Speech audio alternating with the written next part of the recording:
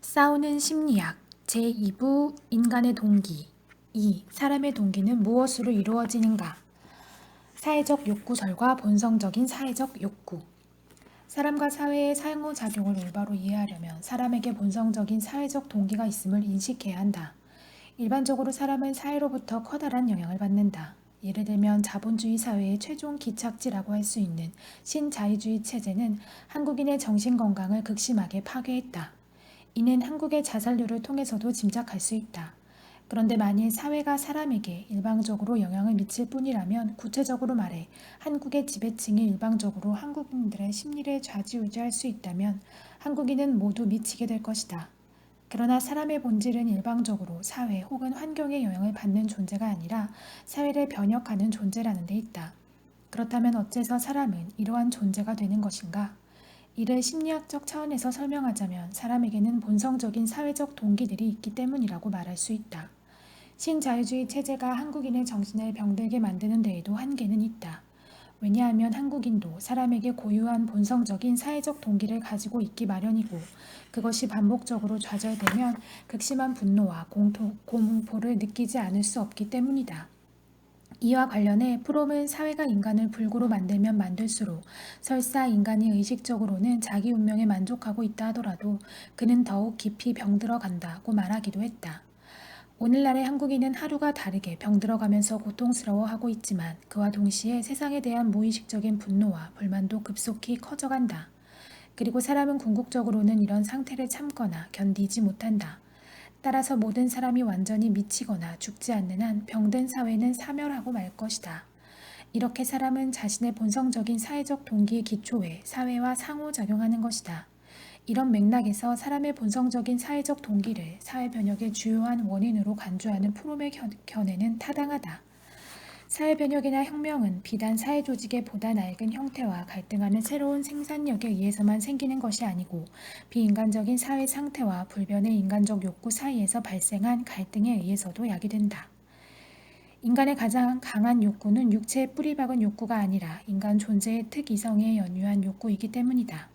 여기에 인본주의적 정신분석의 열쇠가 있다. 인간 행위의 동기가 되는 가장 강력한 힘은 인간의 존재 조건, 즉 인간적 상황에서 파생된다. 사람의 기본 동기는 사회적 동기이며 이는 사람의 존재 조건에서 비롯된다는 프롬의 주장은 전적으로 타당하다. 그러나 문제는 프롬이 사람의 존재 조건을 사회적 존재로서 사람이 맺는 세계와의 관계에서가 아니라 생물학적 존재인 동시에 사회적 존재라는 사람의 모순에서 찾았다는 데 있다. 프롬은 이 같은 모순의 기초에 다음의 5가지 사회적 욕구를 제안했다. 1. 관계의 욕구 혹은 관련성의 욕구. 사람이 태초에 자연에서 분리되면서부터 사람의 모순이 생겨났기 때문에 사람은 그 분리를 극복하려고 하는데, 그것이 바로 관계의 욕구이다. 인간은 분리된 채 사랑에 의해 다시 결합되지 못하고 있다는 사실의 인식, 이것이 수치심의 원천이다. 동시에 이것은 죄책감과 불안의 원천이다. 그러므로 인간의 가장 절실한 욕구는 이러한 분리 상태를 극복해서 고독이라는 감옥을 떠나려는 욕구이다. 이 목적의 실현에 절대적으로 실패할 때 광기가 생긴다. 프롬은 인간, 모든 시대 모든 문학의 인간은 동일한 문제, 곧 어떻게 분리 상태를 극복하는가, 어떻게 결합하는가, 어떻게 자신의 개체적 생명을 초월해서 합의를 찾아내는가 하는 문제에 직면하고 있다고 주장하면서 그 문제의 근원을 인간의 상황, 인간의 실존의 조건에서 찾았다. 분리를 극복하는 가장 좋은 해결책은 개인이 독립성을 유지하면서 사랑과 창조적인 활동을 매개로 세계와 합의라는 것이다. 이것에 실패하면 개인들은 독립성을 포기하고 강한 권력 등과 합의를 하려 든다. 사람에게 관계를 맺으려는 욕구가 있음은 분명하다. 프롬의 주장처럼 사람은 어떤 형태의 관계든 관계를 맺어야만 정상적인 생활을 할 수 있다. 그러나 이것은 사람이 자연에서 분리되었다는 사람의 모순 때문이 아니라 사람이 오직 사회관계 속에서만 생존하고 발전할 수 있는 사회적 존재라는 사실과 관련이 있다. 즉 사회에서 배제되고 고립된 개인은 정상적인 사회적 존재가 아니므로 그는 타인과 결합하고 그들과 관계를 맺으려는 강렬한 욕구를 갖게 되기 마련이고, 사람에게 가장 견디기 어려운 공포는 고립과 추방에 대한 공포가 되는 것이다. 2. 초월의 욕구. 초월의 욕구란 피동적 창조물의 상태를 극복하려는 욕구이다. 여기서 피동적 창조물이 의미하는 바는 육체를 가진 생물학적 존재, 즉 동물적 삶을 살아가는 존재이다. 그러나 사람은 이성과 상상력이 있는 까닭에 피동적인 동물의 역할, 즉 세계에 단지 적응만 하는 역할을 인정할 수 없다. 그 결과 사람은 세계를 개조, 변혁하려는 욕구를 갖게 된다. 만일 초월의 욕구를 이렇게 세계를 개조, 변혁하려는 욕구로 재해석한다면 사람에게 그런 욕구가 있다는 것은 분명한 사실이다. 그러나 그것이 생물학적 존재이면서 사회적 존재라는 사람의 모순에서 비롯된 것은 아니다. 능동적인 삶은 사람이 본질적으로 사회적 존재라는 사실에서 비롯되는 현상이다. 이런 점에서 나는 초월이라는 개념은 그다지 타당하지 않다고 생각한다. 어쨌든 프롬은 초월의 욕구를 자연법칙에 단지 적응만 하는 수동적인 역할을 초월하려는 것으로 설명하는데, 이를 해결하는 가장 좋은 방법은 창조이다. 창조의 행위를 통해 인간은 피조물로서의 자신을 초월하고 자신의 존재가 갖고 있는 수동성과 유연성에서 벗어나 목적이 있고 자유로운 존재의 영역으로 끌어올린다. 프롬에 의하면 만일 사람이 창조적인 역할을 하지 못하게 되면, 즉 초월의 욕구를 실현하지 못할 경우에는 세상을 파괴하려 들 수 있다. 이런 맥락에서 그는 파괴하려는 의지의 무서운 힘은 창조하려는 경향과 다름없이 모든 인간의 본성에 뿌리박고 있다고 주장했으며, 사람의 파괴성을 인간의 존재에 뿌리박은 제2의 잠재력이라고까지 말했다. 한마디로 창조성과 파괴성은 모두 초월을 추구하는 욕구를 충족시켜주는 것으로 이해한 것이다. 그러나 이런 견해야말로 사람의 모순에 관한 프롬 이론의 오류와 위험성을 잘 보여주고 있다. 사람의 모순, 즉 동물이면서 사람이라는 모순의 해결에서 가장 중요한 것은 동물의 상태를 초월하는 것이다.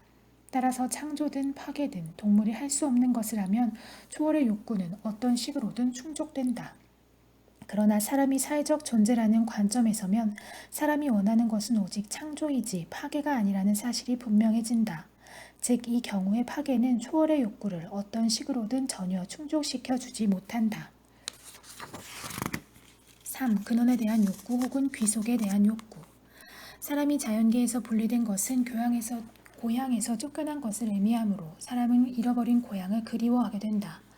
하지만 사람은 원래의 고향으로는 돌아갈 수가 없으므로 새로운 고향을 찾으려 하는데, 그것이 바로 근원에 대한 욕구이다. 인간이 자연의 기반을 잃는다면 인간은 어디에 존재하는 것이며 또 그 인간 자신은 누구인가? 인간은 새로운 인간적 기반을 발견하는 한에 있어서만 자연의 기반이 없어도 될 수 있으며, 그러한 기반을 발견한 후에야만 이 세상에서 평안을 느낄 수 있다. 프롬에 따르면 근원에 대한 욕구를 가장 바람직하게 해결하려면 새로운 인간적인 뿌리를 가져야 하는데, 그것은 세계와의 창조적인 관계인 모든 인간과 자연과의 계속적인 연대의 체험이다. 만일 이것에 실패하면 당면한 공포와 위협으로부터 벗어나기 위해 어머니, 땅, 혈연, 씨족 등에 집착하는 근친애적 관계에 빠져들 수 있다. 하지만 프롬이 말하는 근원에 대한 욕구는 사람에게 전혀 없거나 거의 없다는 것이 내 생각이다. 사람이 자연에서 분리된 것은 고향이나 천국을 잃은 슬픔이 아니라 사회적 존재로서의 전진과 기쁨을 의미하기 때문이다. 동물에서 사람으로의 전환을 인류가 슬퍼했다거나 괴로워했다고 보는 것은 순전히 프롬의 추측일 뿐이다. 사람은 자연계에서 분리될 때 사회집단 단위로 분리되었다. 그러므로 사람이 그리워하는 고향은 본질적으로 자연이 아니라 사회집단이고, 그가 원하는 것은 자신이 소속될 수 있는 건강한 공동체이다. 따라서 만일 사회집단에 소속되려는 욕구 혹은 건강한 공동체를 갈망하는 욕구가 실현되지 않더라도 사람은 다시 자연으로 되돌아가려고 하거나 동물이 되려고 하지는 않는다. 프롬은 어머니는 양식이고 사랑이며 따뜻함이고 대지이다 라고 하면서 자연과의 유대 가운데 가장 기본적인 유대를 아이와 어머니 사이의 유대로 보았다. 사람이 성인이 되어 한때 존재했던 이 같은 상황에 대한 갈망을 가지게 되는 것도 이 때문이라는 것이다. 프롬에 따르면 사람은 기본적으로 정상적인 삶을 지향하지만 만일 삶이 두려워지면 죽음의 큰 매력, 프롬은 이를 죽음 사랑이라고도 표현했다를 느끼는데, 그것은 죽음에 대한 매력이 곧 어머니의 자궁 안에 머무르고 싶은 강렬한 욕망이기 때문이라고 했다. 그러나 전진이 아니면 퇴행이라는 프롬의 견해는 개체 발생은 계통 발생을 되풀이한다는 생물학 이론, 나아가 사람의 생애 초기가 인류의 원시 시대와 유사하다고 본 프로이트나 융의 견해와 동일한 선상에 있는 것으로서 잘못된 견해이다. 사람은 어떠한 경우에도 원시인으로 되돌아갈 수 없으며 어머니는 자연이 아니라 사람이다. 따라서 어머니와의 관계는 그것이 제 아무리 초보적인 관계일지라도 사회적 관계이지 자연과의 관계가 아니다. 하나만 더 덧붙이자면 프로이트주의에서는 사람이 어머니의 자궁 안으로 다시 돌아가려 한다고 곧잘 주장하는데 이러한 견해에도 동의할 수 없다. 더욱이 자궁 안에 있는 상태를 죽음과 동일시하는 견해에는 절대로 동의할 수 없다. 자궁 안에 태아는 생명체가 아니란 말인가? 사람은 마음 붙일 관계나 공동체가 없으면 차라리 홀로 있기를 원하기도 하고 극단적인 경우에는 정신분열증을 앓게 되기도 하지만 그러니조차 여전히 관계에 대한 욕구나 공동체에 대한 욕구를 가지고 있다. 그렇기 때문에 치료동맹이나 환자를 진정으로 사랑하는 사람이 그의 증세를 호전시킬 수 있는 것이다. 어머니의 자궁 속으로 되돌아가려는 사람은 없다. 단지 세상이 너무 두려워서 잔뜩 웅크리고 있는 사람이 있을 뿐이다. 4. 정체성에 대한 욕구 혹은 자기 동일성에 대한 욕구. 동물에게는 정체성이 필요 없다. 그러나 사람은 스스로를 나라고 말할 수 있는 그리고 자신을 분리된 실체로서 느낄 수 있는 유일한 동물이므로 정체성을 필요로 한다. 한마디로 사람은 나는 나이다라고 느낄 필요가 있다는 것이다. 정체성의 욕구를 좀 쉽게 풀이하면 스스로의 체험과 판단의 기초에 자신이 소속되고 싶은 사회 집단을 선택하고 자신이 원하는 사람이 되려는 욕구라고 말할 수 있다.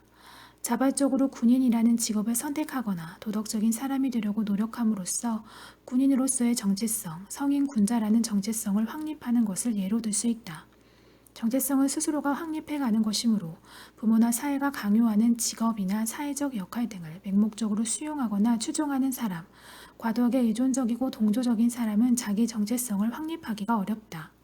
스스로의 의지와 힘으로 정립한 정체성을 갖지 못한 사람은 가짜 정체성 혹은 외부에서 강요된 정체성을 가지고 있다.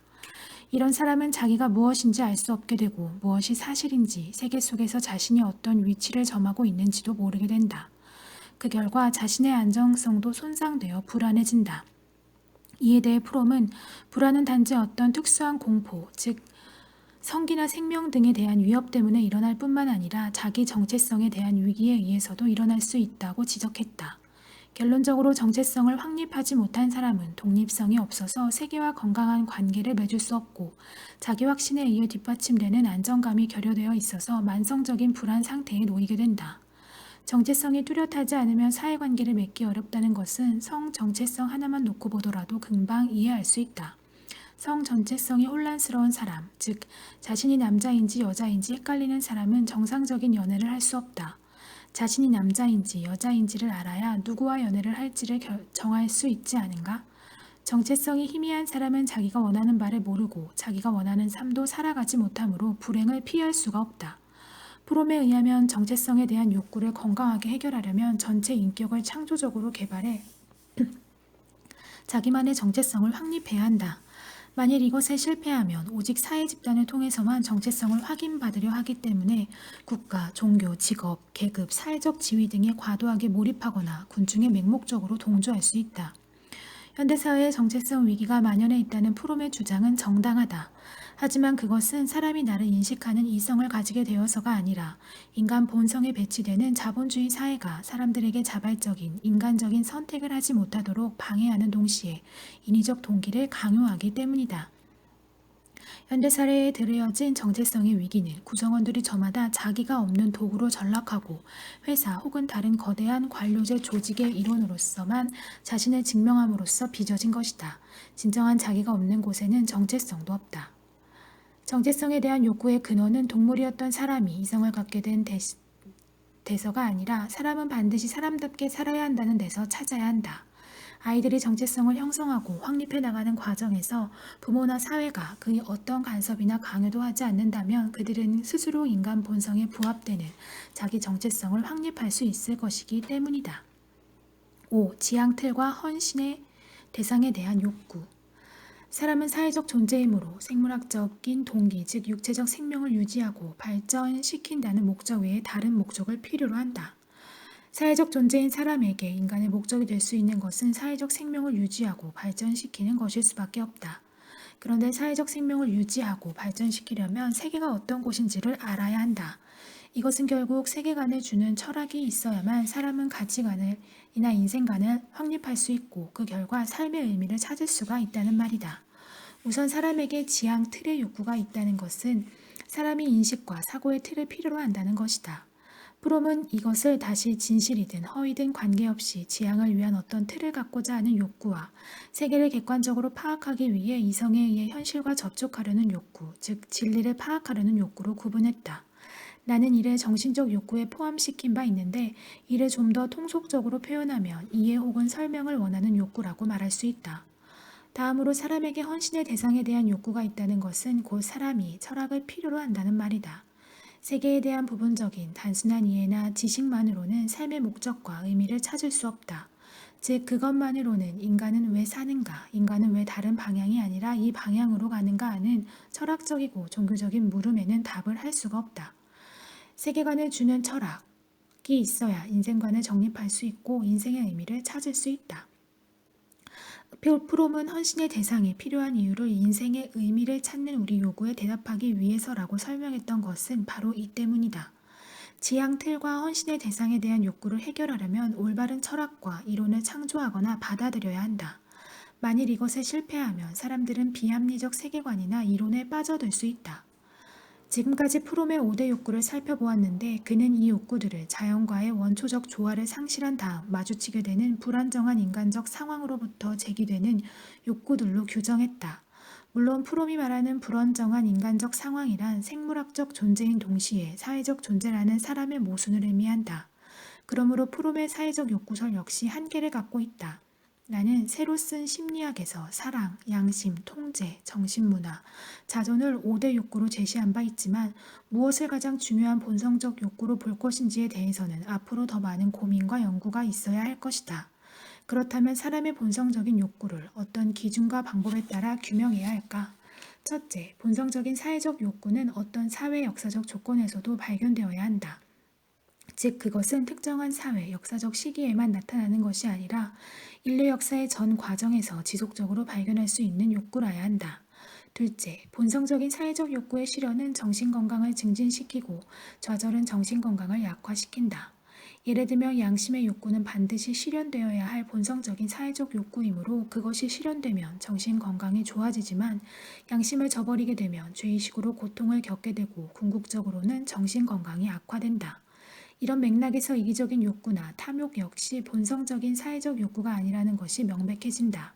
왜냐하면 이기적 욕구나 탐욕은 실현되면 될수록 정신건강이 악화되기 때문이다. 셋째, 본성적인 사회적 욕구는 다양한 사회적 욕구들을 포함하는 포괄적인 욕구인 동시에 다른 욕구에는 포함될 수 없는 욕구이다. 사랑의 욕구에는 관심을 기울이고 싶은 욕구, 친절을 베풀려는 욕구, 아끼고 위해주려는 욕구 등이 포함될 수 있다. 반면에 사랑의 욕구는 양심의 욕구나 통제 욕구에 포함될 수 없다. 사람의 본성적인 욕구를 무엇으로 규정할 것인지에 대해서는 심리학자들마다 의견이 다를 수 있다. 그러나 누구라도 동의해야 하는 것은 사람은 본성적인 사회적 동기를 중심으로 세계와 관계를 맺으며 그 관계의 본질이란 사람이 자기의 동기를 실현하는 방향으로 세계를 변혁해 나가는 데 있다는 사실이다. 동기 대 동기, 서로 다른 욕구들의 투쟁. 프로이트는 심리 구조론에 입각해 원초와 자아가 서로 갈등한다고 주장했다. 이런 점에서 정신분석학은 전형적인 갈등론이라고 할 수 있는데 이러한 갈등론을 프롬은 어떻게 평가했을까? 그는 갈등론 자체는 계승했지만 프로이트의 심리 구조론이나 생물학적 동기를 사람의 기본 동기로 간주하는 견해에는 반대했다. 이 문제에 대한 프롬의 입장은 후기 프로이트 학파를 비판하는 다음의 언급에 잘 나타나 있다. 자아에 대해 새롭게 강조함으로써 사실은 프로이트의 사고 중에서 가장 가치 있는 부분, 즉 욕구들에 대한 강조가 퇴색되고 있다. 어떤 의미에서 자아 강도라는 의미 있는 개념이긴 하나 자아는 본질적으로 욕구들의 실행자이다. 무엇보다 인간에게 중요한 것은 그리고 인간의 행동을 결정하고 인격을 형성하는 것은 어떤 종류의 욕구들이 그 사람을 움직이느냐 하는 것이다.